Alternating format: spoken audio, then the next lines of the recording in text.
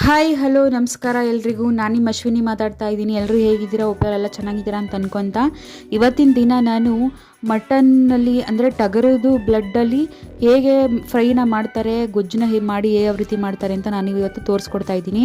ಈ ರೆಸಿಪಿ ನಮ್ಮ ಅಮ್ಮ ಮಾಡೋವಂಥ ರೆಸಿಪಿ ಇದನ್ನು ನಾನು ಇವತ್ತು ಟ್ರೈ ಮಾಡಿ ನಿಮಗೆ ತೋರಿಸ್ತಾ ಇದ್ದೀನಿ. ಈ ಒಂದು ಬ್ಲೆಡ್ಗೆ ನಾವೀಗ ಮೊದಲಾಗಿ ಉಪ್ಪನ್ನು ಹಾಕಿ ಮತ್ತು ಒಂದು ಸ್ವಲ್ಪ ಹುಣಸೆಹಣ್ಣನ್ನು ಹಾಕಿ ಹಾಗೆ ಇಟ್ಟಿದ್ವಿ, ಇಲ್ಲಾಂದರೆ ಬ್ಲಡ್ ಕೆಟ್ಟೋಗ್ಬಿಡುತ್ತೆ ಅಂತ ಹೇಳಿಬಿಟ್ಟು. ಮೊದಲಿಗೆ ನಾನಿಲ್ಲಿ 2 ಟೇಬಲ್ ಸ್ಪೂನಷ್ಟು ಸಾಂಬಾರು ಪೌಡರ್ನ ತೊಗೊಂಡಿದ್ದೀನಿ, ಮಟನ್ ಸಾಂಬಾರು ಪೌಡರು, ಮತ್ತು 2 ಈರುಳ್ಳಿ ಹೆಚ್ಕೊಂಡಿದ್ದೀನಿ, ಸ್ವಲ್ಪ ಚಕ್ಕೆ ಪುಡಿ ತೊಗೊಂಡಿದ್ದೀನಿ, ಹಾಗೆಯೇ ಸ್ವಲ್ಪ ಕೊತ್ತಂಬರಿ ಸೊಪ್ಪು, ಕಾಯಿ ತುರಿ, ಹಾಗೆ ಬೆಳ್ಳುಳ್ಳಿಯನ್ನು ನಾನು ತೊಗೊಂಡಿದ್ದೀನಿ. ಇಷ್ಟು ಸಾಮಗ್ರಿಗಳು ಬೇಕಾಗುತ್ತೆ ಒಗ್ಗರಣೆಗೆ ಅಂತೇಳಿ. ಈಗ ಕ್ವಿಕ್ಕಾಗಿ ಹೇಗೆ ಮಾಡೋದು ಅಂತ ನೋಡ್ಕೊಬರೋಣ ಬನ್ನಿ. ಮೊದಲಿಗೆ ನಾನಿಲ್ಲಿ ಒಂದು ಬಾಣಲಿಯನ್ನು ತೊಗೊಂಡಿದ್ದೀನಿ. ಇದಕ್ಕೆ ಒಂದು 4-5 ಟೇಬಲ್ ಸ್ಪೂನಷ್ಟು ಆಯಿಲನ್ನು ನಾನಿಲ್ಲಿ ಹಾಕೊತಾ ಇದ್ದೀನಿ. ನೆಕ್ಸ್ಟ್ ಅದಕ್ಕೆ ಸ್ವಲ್ಪ ಬೆಳ್ಳುಳ್ಳಿನ ಜಜ್ಜಿರೋದನ್ನು ಹಾಕೋತಾ ಇದ್ದೀನಿ, ಹಾಗೆಯೇ ಈರುಳ್ಳಿ ನೆಕ್ಸ್ಟು ಹಾಕೋತಾ ಇದ್ದೀನಿ.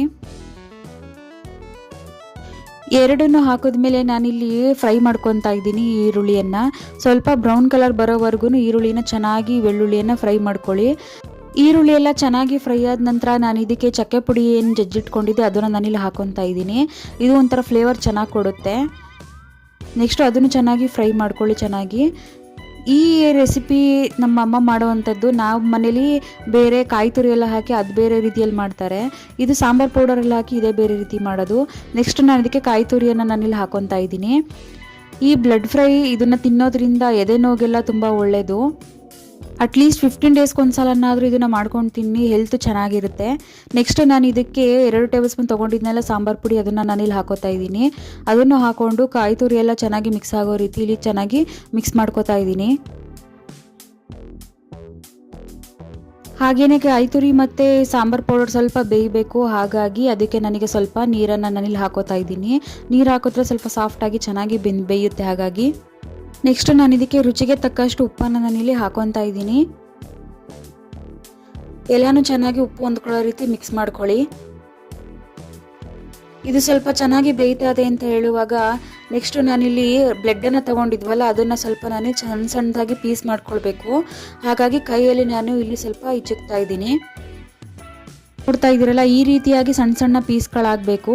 ದೊಡ್ಡ ದೊಡ್ಡ ಪೀಸ್ಗಳಿದ್ರೆ ಅಷ್ಟೊಂದು ಸಲ ಚಿಕ್ಕ ಪೀಸ್ಗಳು ಗೊಜ್ಜಿಗೆ ಈ ಥರ ಫ್ರೈಗೆಲ್ಲ ಸರಿ ಇರುತ್ತೆ. ನೆಕ್ಸ್ಟು ನಾನು ಪೀಸ್ ಮಾಡಿರೋದನ್ನೆಲ್ಲನೂ ಇಲ್ಲಿ ನಾನು ಒಗ್ಗರಣೆಗೆ ಏನು ಹಾಕ್ಕೊಂಡು ಬೇಯಿಸ್ತಾ ಇದ್ದೆ ಅದಕ್ಕೆ ನಾನಿಲ್ಲಿ ಹಾಕೊತಾ ಇದ್ದೀನಿ. ಈ ರೆಡ್ ಕಲರ್ ಇರುವಂಥ ಬ್ಲಡ್ಡು ಬ್ರೌನ್ ಕಲರ್ ಟರ್ನ್ ಆಗೋವರೆಗೂ ಚೆನ್ನಾಗಿ ಲೋ ಫ್ಲೇಮಲ್ಲಿ ಇಟ್ಕೊಂಡು ಚೆನ್ನಾಗಿ ಹುರ್ಕೊಳ್ಬೇಕು. ಇದನ್ನು ಯಾವಾಗ ಸ್ವಲ್ಪ ಚೆನ್ನಾಗಿ ಬೆಂದಿದೆ ಅಂತ ಅರ್ಥ, ಬ್ರೌನ್ ಕಲರ್ ಟರ್ನ್ ಆದಾಗ. ಇದಕ್ಕೆ ನಾನೀಗ ಕೊತ್ತಂಬರಿ ಸೊಪ್ಪನ್ನು ಹಾಕೊತಾ ಇದ್ದೀನಿ. ಕೊತ್ತಂಬರಿ ಸೊಪ್ಪು ಹಾಕೋದ್ರಿಂದ ಅದು ಫ್ಲೇವರ್ ಚೆನ್ನಾಗಿ ಕೊಡುತ್ತೆ ಬ್ಲಡ್ಡು, ಹಾಗಾಗಿ ನಾನು ಇಲ್ಲಿ ಹಾಕೊತಾ ಇದ್ದೀನಿ. ನೆಕ್ಸ್ಟು ಇದನ್ನು ಚೆನ್ನಾಗಿ ಫ್ರೈ ಮಾಡ್ಕೊಳ್ಳಿ. ಕೊತ್ತಂಬರಿ ಸೊಪ್ಪೆಲ್ಲ ಸ್ವಲ್ಪ ಸಾಫ್ಟ್ ಆಗಬೇಕು, ಅದು ಫ್ಲೇವರ್ನ ಬಿಡೋವರೆಗೂ ಸ್ವಲ್ಪ ಹಾಗೇ ಡೀಪ್ ಫ್ರೈ ಮಾಡ್ಕೊಳ್ಳಿ. ಬ್ಲಡ್ಡು ಟರ್ನ್ ಆಗ್ತಿದೆ ಬ್ರೌನ್ ಕಲರು ಅನ್ನುವಾಗ ಲೋ ಫ್ಲೇಮಲ್ಲಿಟ್ಟು ಒಂದು 2 ನಿಮಿಷ ಆದ ತಕ್ಷಣ ಗ್ಯಾಸ್ ಸ್ಟವನ್ನು ಆಫ್ ಮಾಡಿಬಿಡಿ. ನೋಡಿ, ಈ ರೀತಿಯಾಗಿ ಬ್ರೌನ್ ಕಲರ್ಗೆ ಟರ್ನ್ ಆಗಿದೆ ಬ್ಲಡ್ಡು. ಇವಾಗ ಪೂರ್ತಿ ಚೆನ್ನಾಗಿ ಬೆಂದಿದೆ ಅಂತ ಅರ್ಥ. ಈಗ ಗ್ಯಾಸ್ ಸ್ಟವನ್ನು ಆಫ್ ಮಾಡ್ಕೊಳ್ಳಿ. ಇವಾಗ ಬೆಂದಿದೆ ಅಂತ ಚೆನ್ನಾಗಿ ಗೊತ್ತಾಗುತ್ತೆ. ಈಗ ನಾನು ಇದನ್ನು ಒಂದು ಪ್ಲೇಟ್ಗೆ ಸರ್ವ್ ಮಾಡ್ಕೊತಾ ಇದ್ದೀನಿ. ಬ್ಲಡ್ ಫ್ರೈ ನಮ್ಮ ಮನೇಲಂತೂ ತುಂಬ ಫೇವ್ರೇಟು. ನಿಮ್ಮ ಮನೇಲೂ ಚೆನ್ನಾಗಿ ಬರುತ್ತೆ ಈ ಥರ ಒಂದ್ಸತಿ ಟ್ರೈ ಮಾಡಿ ನೋಡಿ. ಇದನ್ನು ಪರೋಟ ಮತ್ತು ಚಪಾತಿಯೊಂದಿಗೆ ತಿಂದರೆ ಅದು ಮಸ್ತ್ ಟೇಸ್ಟನ್ನು ಕೊಡುತ್ತೆ. ಈ ರೆಸಿಪಿ ನಿಮಗೆ ಇಷ್ಟ ಆಯಿತು ಅಂತ ಅಂದ್ಕೊತೀನಿ. ನೀವು ಮನೇಲಿ ಈ ರೆಸಿಪಿನ ಒಂದ್ಸಲ ಟ್ರೈ ಮಾಡಿ ಹೇಗೆ ಬಂತು ಅಂತ ನನಗೂ ತಿಳಿಸಿ. ಮುಂದಿನ ಹೊಸ ವೀಡಿಯೋಗೂ ನನಗೂ ಸ್ವಲ್ಪ ಚೆನ್ನಾಗಿ ಅನಿಸುತ್ತೆ ಮಾಡೋದಕ್ಕೆ. ನಾನು ಹೊಸ ವೀಡಿಯೋದಲ್ಲಿ ಸಿಗ್ತೀನಿ ಅಂತ ಹೇಳ್ತಾ ಲೈಕ್ ಮಾಡಿ, ಶೇರ್ ಮಾಡಿ, ಕಮೆಂಟ್ ಮಾಡಿ, ಸಬ್ಸ್ಕ್ರೈಬ್ ಮಾಡೋದನ್ನು ಮಾತ್ರ ಮರಿಬೇಡಿ. ಬಾಯ್ ಬಾಯ್.